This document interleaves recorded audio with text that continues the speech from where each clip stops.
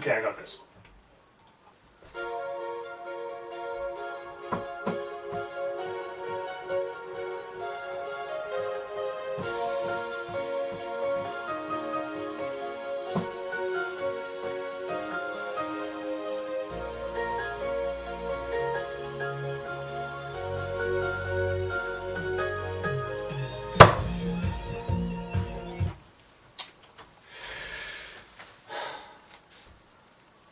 Get off the stage!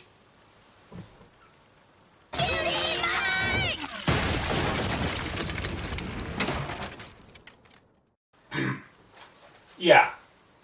Let's talk about the Cutie Mark Crusaders. Now, for those of you who aren't familiar with My Little Pony, these kids showed up in episode 12, Call of the Cutie, which in my opinion is one of the weakest of the entire series. I should know, I've watched the entire damn series 7 times over by now. Oh, shut up. Now, while Apple Bloom has been in the series before then, some pony decided that she should get her own episode, where at the end we were introduced to her 2 new friends, Scootaloo and Sweetabelle. They formed a club called the Cutie Mark Crusaders. And I'm going to just stop here and say that I actually like the examination and explanation of cutie marks that these Crusaders bring to the series, and how they've somehow managed to turn glorified butt symbols into an actual important and meaningful message about discovering your true talents. I actually kind of like the depth and complexity that that theme brings to the show, particularly as it relates to the main cast. Cutie Mark Chronicles, for example, was a great episode because it was a Cutie Mark Crusader episode that barely featured the Cutie Mark Crusaders themselves. The Stairmaster was arguably a Fluttershy episode, and that was also great. More Fluttershy is always better.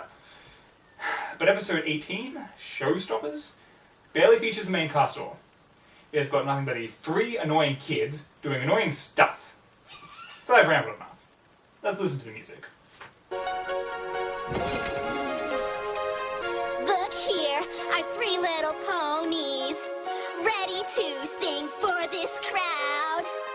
Listen up, 'cause here's our story. I'm gonna sing it very loud.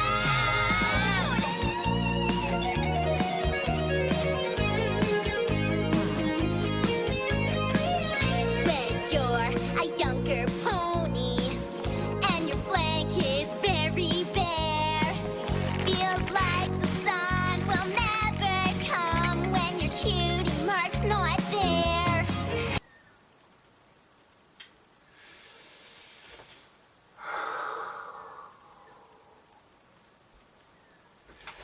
Yeah.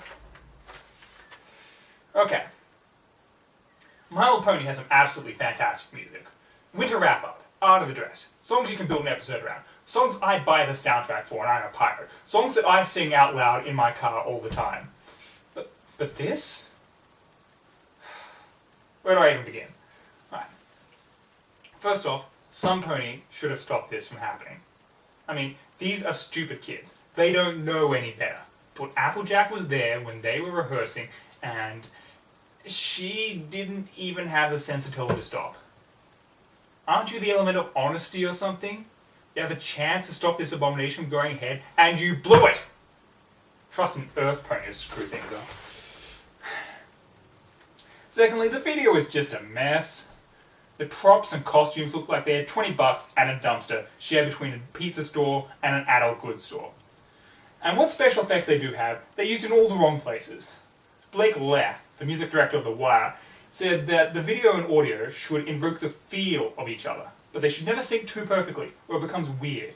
If you start being literal with your lyrics, all it does is make every pony focus on how stupid your lyrics are. But it's not as easy as it sounds, and that waiting's hard to do. So we test our talents everywhere until our faces bloom. Yeah. And I could accept this kind of cheesiness, you know, it's the show for it and the group for it, but if it were any other type of song, this is a rock song. When you're making a rock song, you have to be cool. Rock music is the definition of cool. This is trying so hard to be cool that it comes out the other end. It's like the Poochie of pony music. Now, I don't get the chance to say this very often. The lyrics to this song, well, they're alright. They tell a story, there's no particularly dumb rhymes, it just ends. It's just a kind of boring and dull song, but nothing you wouldn't expect. Where it falls down in is the word cutie mark, which is the point of the song. And that's not the kind of song you can rock out to. Just try it. Genuinely try it. Every pony watching at home, try and say cutie mark and sound like a badass. I dare you. Cutie mark! Cutie mark! Cutie mark! See, you can't do it. It sounds ridiculous. There's a reason why butt symbols aren't a recurring topic in rock music. That's all I'm saying. And now, the music. What do I even say about music?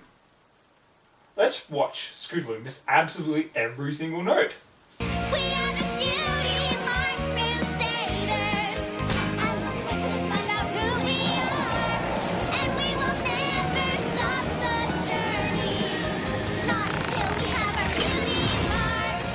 We are the Cutie Mark Crusaders, on the quest to find out who we are, and we will never stop the journey, not until we have our cutie marks.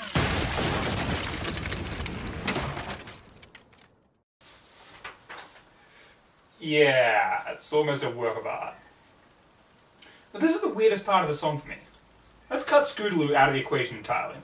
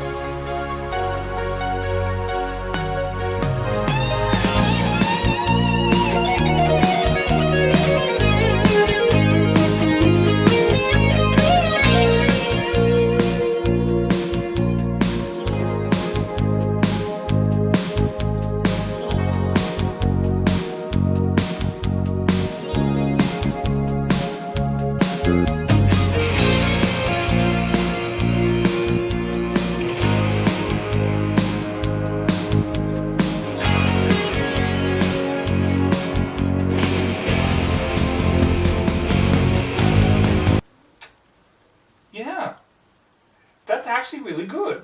I can groove to that. Some pony talented worked on that beat. With a different lead singer, some decent lyrics, get these kids off the stage, this could have been a really good song. On that topic, I'd like to talk about Sweetabelle. I've had a bit of a grudge against her ever since she interrupted Fluttershy's lullaby. Yeah, I got a bit more angry about that than I should have been. But that demonstrated that that girl has talent. I wouldn't be surprised if she was the one who put together that badass backbeat. But whatever genius was in charge of this train wreck has her running around like a stagehand when she should obviously be the lead singer. I don't know, maybe it's just me, but I think this girl could go a long way if she just cut the chaff that were holding her down and really went for that musical career. And I know that people are going to say that I'm racist, but I'm going to lay it out straight for you. Unicorn ponies are the only ones who should try music like this. Pegasus ponies have rap, Earth ponies have country. Those are their talents, and that's where they should stay. Learn actual, good music to the unicorns.